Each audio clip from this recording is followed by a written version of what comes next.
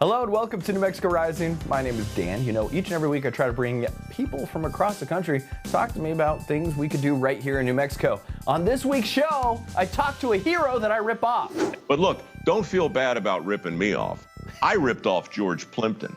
Dirty Jobs, I just looked at what George Plimpton and Studs Terkel and Charles Kuralt did and just took it. All that and more right here on New Mexico Rising.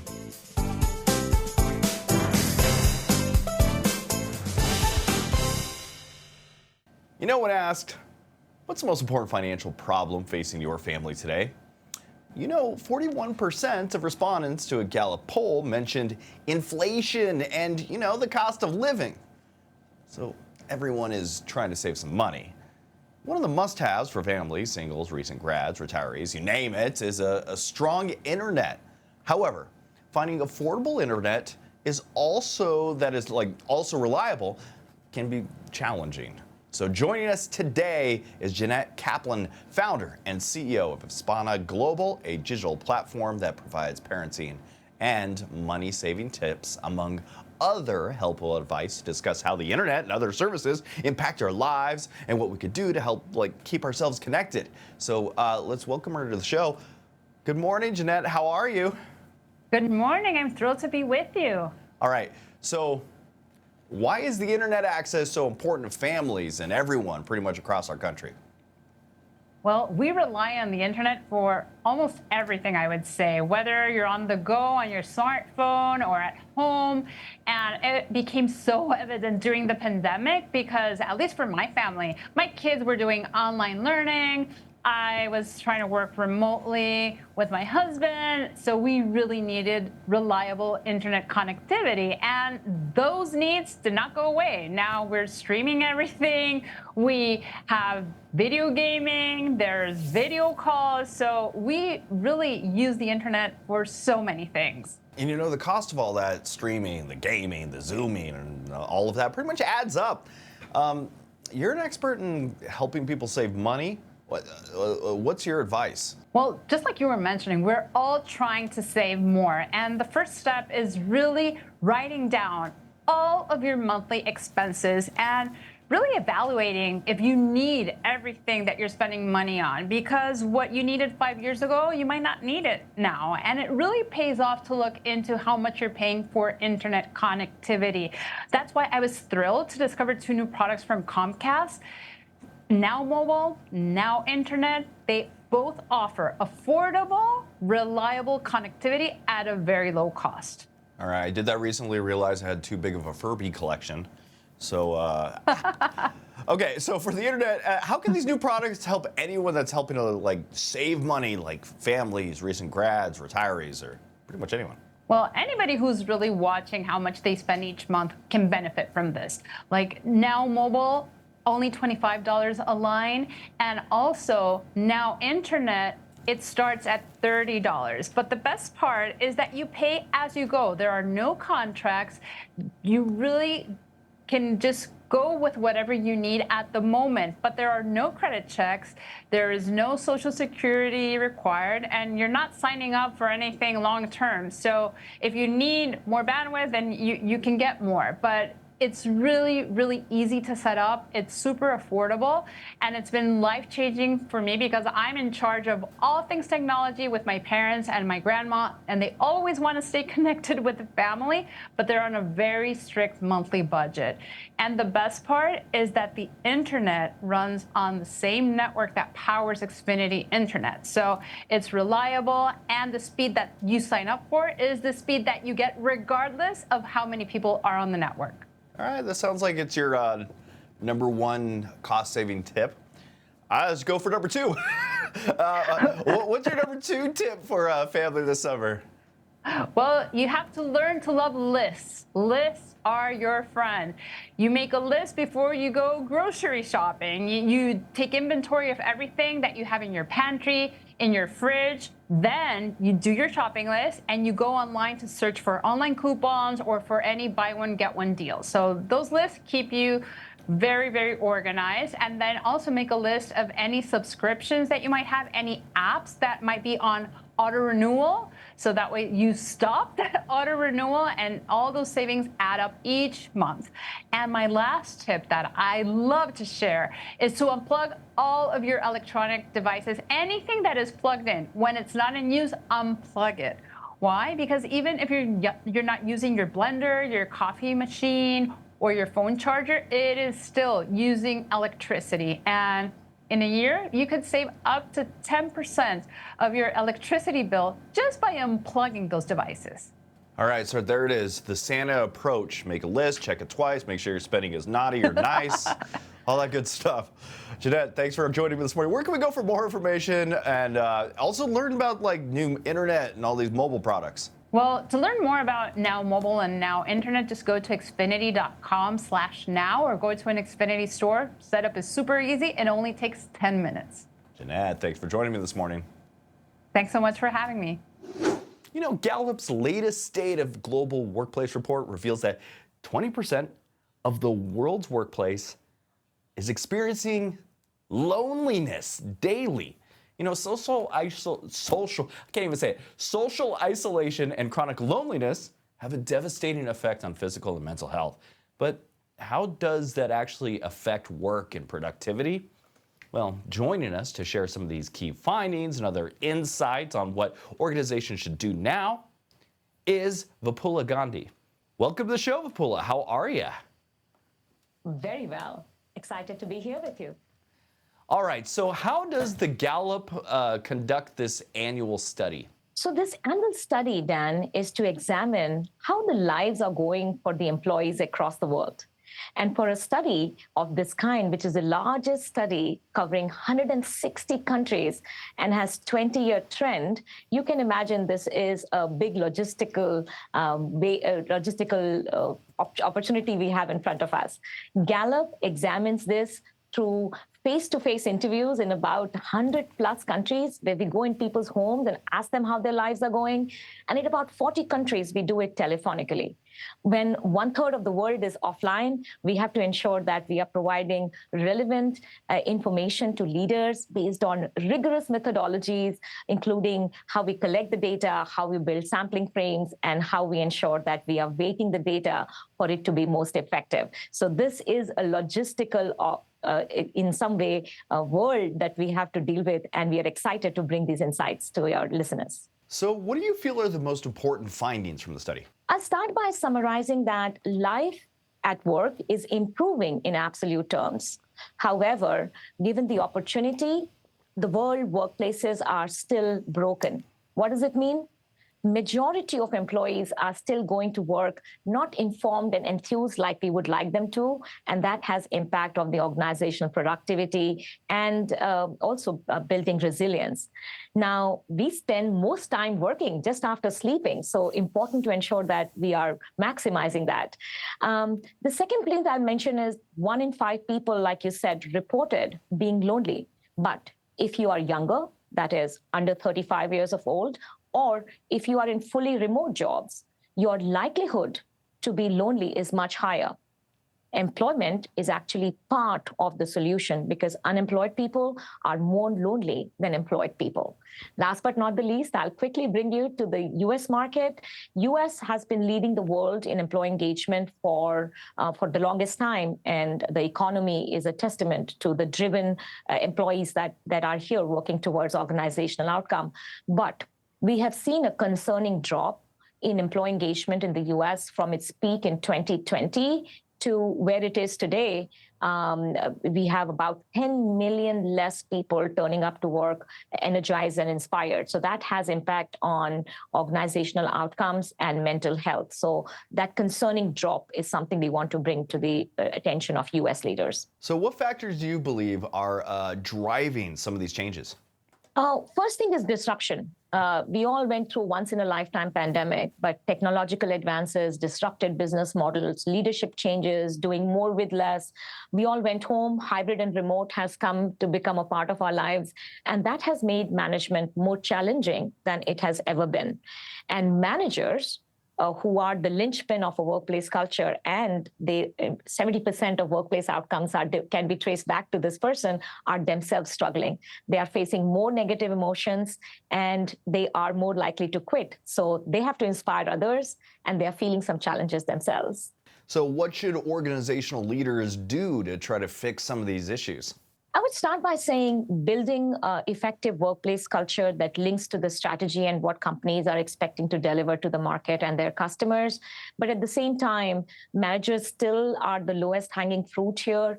Leaders have to not only empower managers, but also ensure that they are supporting them with mindset, skill set, tool set to deliver one meaningful conversation. However, I just mentioned that there is hope. We study exceptional workplaces, and we know organizations can make significant stride forward if they focus on building thriving workplaces. Vipula Gandhi, thanks for joining me this morning. Where can we see more from these findings and also get more information? Gallup.com. Visit us, download the report. I'm sure you'll find it extremely insightful as you think about how do we improve lives for everyone around us. Vipula, thanks for joining me this morning. Thanks so much.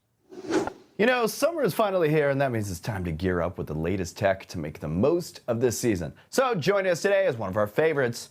She's got some hot tech for a hot summer full of fun and technology. We have lifestyle expert Stephanie Humphrey. Welcome to the show, Stephanie. How are you? I'm fantastic and so happy to know I'm one of your favorites. You are one of our favorites. You always like bring us some of the best tech out there. And I'm like, yes, Stephanie is here. She's got the cool stuff. And I'm a big fan of like gadgets and more, and absolutely seeing what's new. And I'd like to have you here. Yeah, we definitely got some cool stuff for you today, though. All right. So you know the summer is here, and there are many kids starting their first jobs. How can parents help to kind of manage their finances and responsibility? That's something we probably need to know.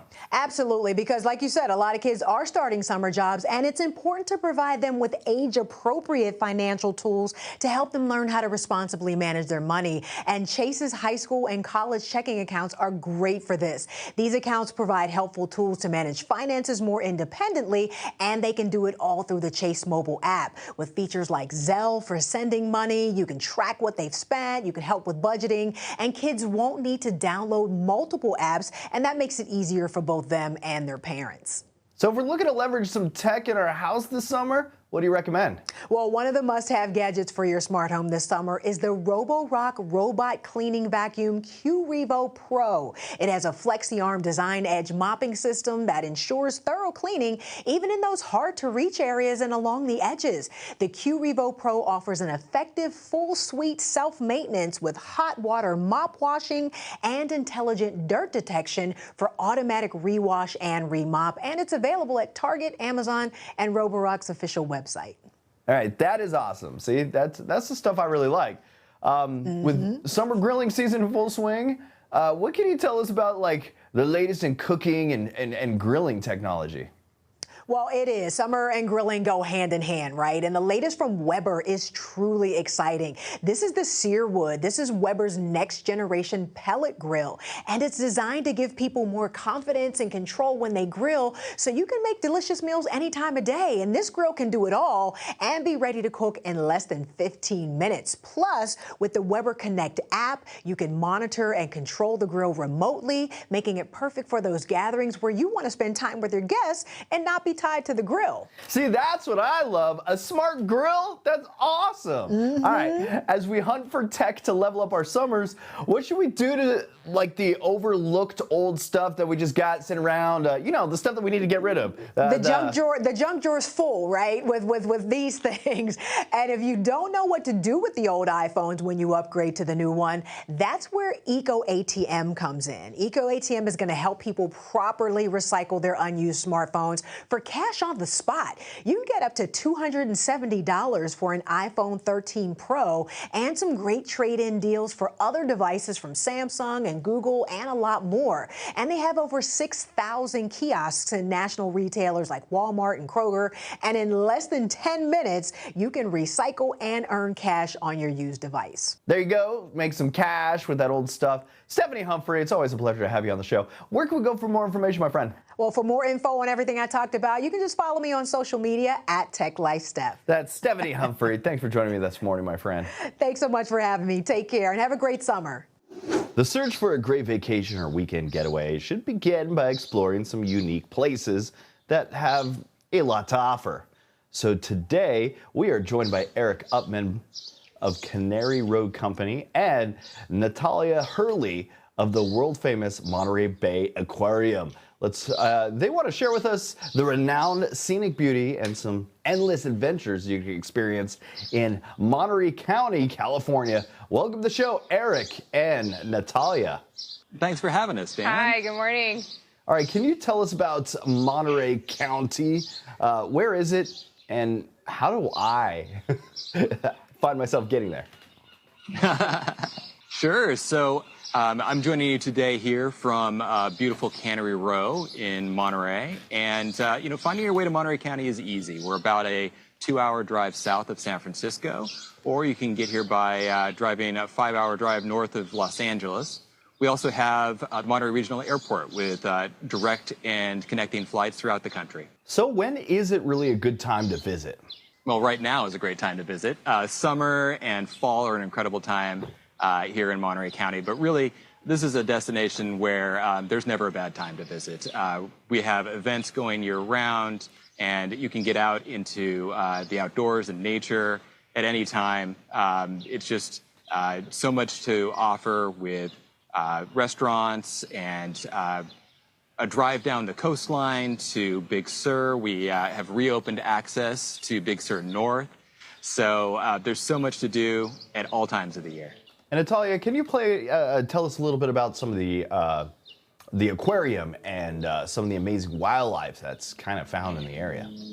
Yeah, I'd love to. At the Monterey Bay Aquarium, we are actually celebrating our 40th year anniversary this year, so it's a super exciting time for us. In those 40 years, we've been able to connect millions of visitors from all over the world to the beautiful nature that is here in Monterey County.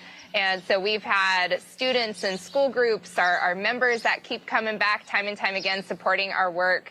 And what's in the aquarium, you could see all over Monterey County. So whether you're actually here along Canary Row or off our back decks looking off into the bay, and you might see a whale breach or whale spouts and dolphins and sea otters with an otter pup on their bellies. And so there's just amazing things here, and there's something for everybody. You can even go inland a little bit and catch some beautiful hikes, or down in Big Sur you can have the best of both worlds, a hike through the mountains with that coastal breeze hitting you. So the nature is really incredible here, and really there's no place else like it. And Eric, can you tell us more about the area? What can people do in Monterey County that they can't really do anywhere else? Sure. So as I mentioned, Dan, we're right here in Canary Row right now, and there's award-winning hotels, shops, restaurants, and family activities that we have to offer. But really, there's endless paths to explore in Monterey County. We have an incredible opportunity to get outdoors, both on the waterfront and in the water, great diving and other activities. Some state parks that are just unbelievable. We have Point Lobos, of course, we mentioned Big Sur, the Pinnacles, which is a national park, a great culinary scene with Michelin rated restaurants.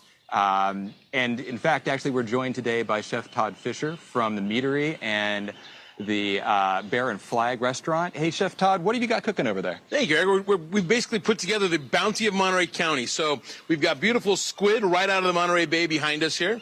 We've got a chili pepper rockfish that we're going to make a ceviche out of. Castroville is the artichoke capital of the world. So we've got beautiful grilled artichokes.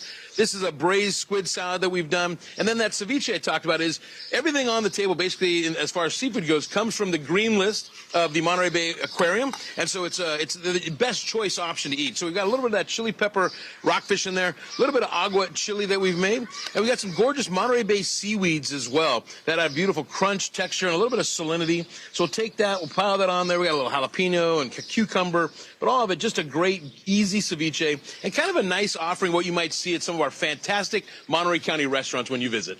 That's killer, man. As locals of the area, what are some insider tips that you guys could give us?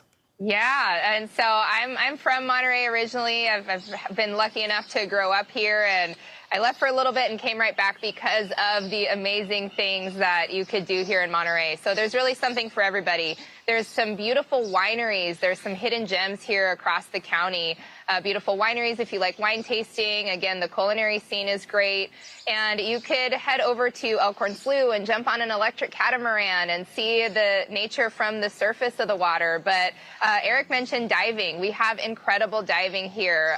We are on a national marine sanctuary, which means it's a protected area. And so at the aquarium, we often talk about how you are connected to nature, how you could travel responsibly. And I tell my kids all the time, you leave it better than you found it. And so Monterey is really just a pristine place that we want to welcome folks from all over the world to come enjoy what we get to enjoy here. This is our office view, so please come see it for yourself. All right, T, where can we go for more information? Yeah, please. You could go to cmonterey.com and find your way here. So we hope you make a trip over real soon. All right, thank you for joining me this morning. Thanks for Thank having us, Dan. Today, I have an extremely special guest. And all right, this is someone that I absolutely admire. I love his down-to-earth, honest, and kind of direct style of storytelling. As a TV producer myself, I've always kind of like looked up to his ability to just tell the real stories about everyday Americans and do it like comfortably, without a lot of pizzazz, but yet it's just like full of heart. So he's here with his new film, Something to Stand For, which takes us through some of like America's most pivotal historical moments. So let's welcome him to the show, Mr. Mike Rowe. How are you? Wow. Oh, Dan, that's the kind of intro that, I mean, you set the bar so high. I really don't know how I'm going to do anything other than disappoint your listeners, but I'm gonna try and bring my A-, B+ game right here and see what happens. I'm in. We'll see how this goes. Honestly, your storytelling has always been about like highlighting those that aren't always the center of attention and seeing kind of some charm in what they do. Was there a different approach that you took while trying to tell historical stories for Something to Stand For? Well, I guess maybe a little bit. You know, for me, I think about dirty jobs and somebody's got to do it and returning the favor and all the projects I've been involved in. And they're all kind of the same in the sense that I'm just tapping the country on the shoulder and saying, hey, what about him? What about her? Get a load of that, right? It's normally either a person who's laboring out of sight and therefore out of mind, but doing something that benefits all of us, or somebody who's been misunderstood or maybe unfairly portrayed for any number of reasons. So the movie is absolutely in line with that thing that I've been doing. It's different in the sense that everything I've done on TV historically has been no second takes. You know, it's not scripted. There's no casting. You know, Dirty Jobs was just fly on the wall. What you're looking at right now is obvious cinematography. Everything is very scripted, very intentional. And this movie has 9 of those recreations in it. They're actually mysteries that were written in the style of The Rest of the Story, that old Paul Harvey radio show that was so popular. So, you know, you got 9 mysteries, each one about 9 minutes long, stitched together with a trip to D.C. And I go back there to visit some of the statuary and the memorials and the monuments that I first visited when I was a kid on my first field trip to the National Mall. So put it all together, and you've got something that I've never seen before. It's a movie for sure, but it's not a documentary, and it's not Saving Private Ryan. It's something in between. And the film kind of delves into events from American Revolution to the Civil Rights Movement. How did you decide what stories to feature, and what was like the process of bringing them to kind of life? Well, the most important thing in this format, in my opinion anyway, is to entertain. It has to, there has to be something fundamentally in the center of the story that makes you go, what? Really? I didn't know that. And after that, I just simply wanted to make sure that I was telling a story that would aid a sense of gratitude. Like the point of wanting to do this was to say to conservatives and liberals, Republicans and Democrats, that, yeah, we might be divided on a whole bunch of issues in a lot of different ways, but I think I can show you some things, and I think I can introduce you to some people that we can all agree are still worth standing for. So it's a unifying message. It's a family film. It is PG-13 because, you know, history's not always that pretty, but it's honest. And I do think it's a good thing to do on the occasion of our independence. All right, as you probably figured by now, I'm a huge fan of your work. And honestly, I've even tried to, let's just say I've produced a few shows that were, how do I say blatant ripoffs without actually saying the words blatant ripoff? Oh, no, I don't mind. They were inspired. No, I'm flattered.